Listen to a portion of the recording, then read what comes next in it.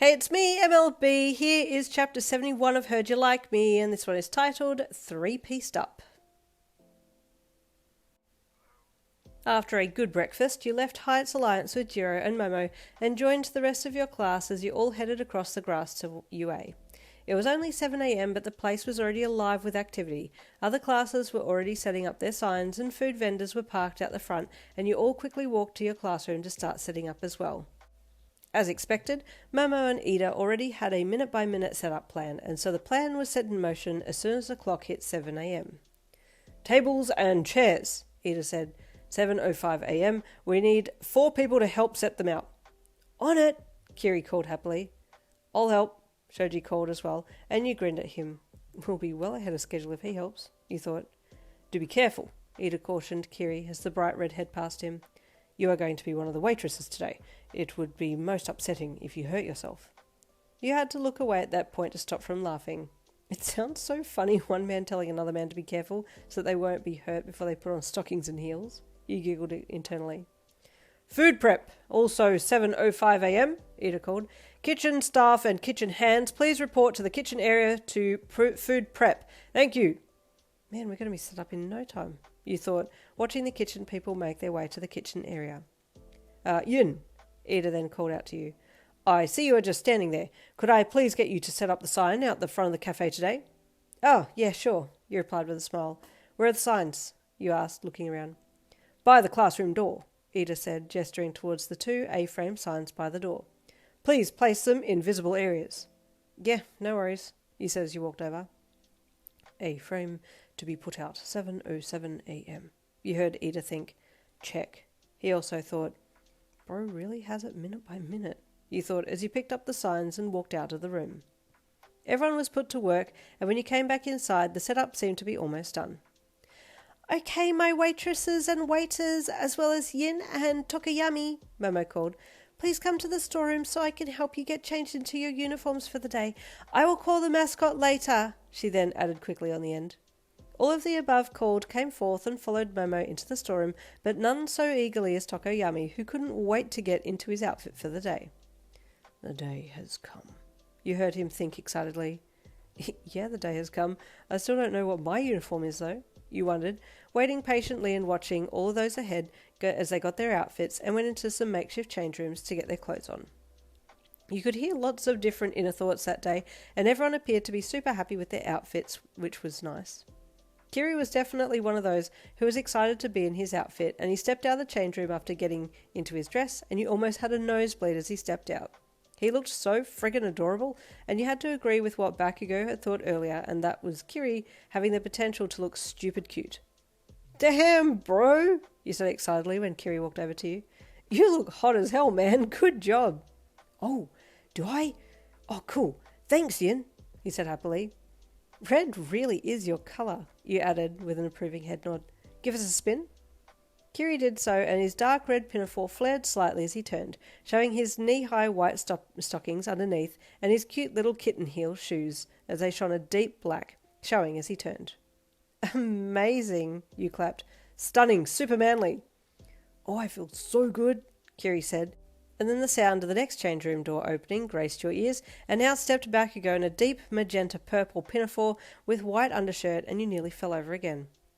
"Bro, how are you guys looking so hot? Please stop," you said honestly, but Bakugo only had eyes for Kiri at that point, so you listened in to hear what he was thinking. "He does look stupid cute in red. I knew it," he thought, then he looked at you. "And you shut up too." "You look stupid cute in purple," you commented, and Kiri jumped in to agree as well. "Oh yeah, he does. Bakugo looks amazing in anything, but I do like the purple magenta. It's like Crimson Riot's colours," he said. And then the third change room door opened, and Denki stepped out in cyan. "Hey yo, Riz Apprentice, looking hot there, sir," you said with a chuckle. "Yeah, this colour is sick," Denki said as he walked over, his ruffled white sleeves making him look very soft. "We're missing one. Where's Ayama?" you asked. "Hey, croissant!" Bakugo shouted. "Oui?" Ayama called from inside stall 4. "Get out here!" Bakugo shouted. "I'm just fixing my hair," he called brightly. That doesn't surprise me, you thought. "Don't worry about straightening it. We know you're not straight," you called, and Denki covered his mouth and nose to stop from laughing. "I'm surprised you got that," you said to Denki with an amused look on your face. Yeah, I'm all over that side of TikTok, Denki said, and you grinned. Hey, you chuckled, fist bumping him. How is everyone going? Momo asked as she bustled around. Where's Tokoyami? And Yin, you need to get into your outfit, she said. Oh, can I get into mine now? You asked with surprise. I've been waiting for the green light. Where is it? Oh, wait, I'll get it for you, she said, running back to the rack to pull off one more clothing item that was zipped up in plastic covering. She came back and handed it to you, and you took it and turned to the change room ahead of you. Here goes, you thought as you stepped in, closing the door, and then you hung it on the hanger inside the room and reached for the zip to pull it down. As you pulled the zip, you saw inside was a black and grey suit. The fabric was very eye-catching and had darker embellishments mixed into the fabric, and as you pulled the plastic covering off and tilted the suit against the light, you could see the embellishments with a plus ultra symbol, and you smiled. That's a cool touch, you thought, as you went to pull the suit down to see how to put it on, and then you saw it was a 3-piece suit, and you pulled an impressed face. Actually, this is pretty cool. You pulled the outer coat off and then got the shirt and took your own off so that you could put the new shirt on, and noticed that it had quite a plunging neckline, and you pulled it flat against your chest. Nice touch, having the plunging neckline. It shows off my chest, but you really can't see my boobs. I actually look more mask in this, you thought, as you looked down to admire it. What do you think, Yin? Momo called to you, nervous to hear your thoughts. I'll show you in a sec, you replied with a smirk, as you took your pants off and pulled the suit pants on.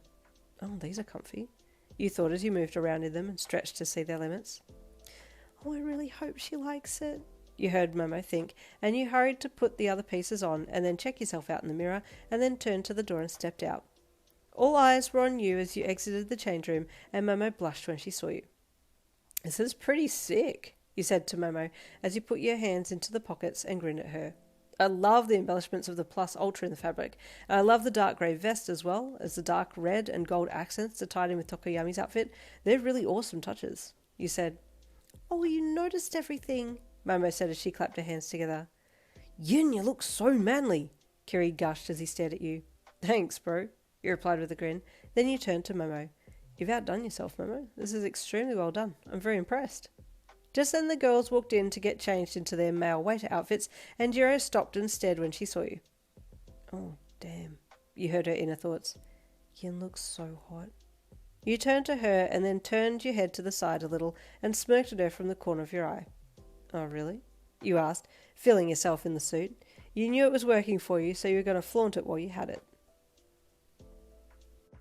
One more chapter to go before that ends the chapters for this week. So I'll see you tomorrow for more Heard You Like Me. See you then.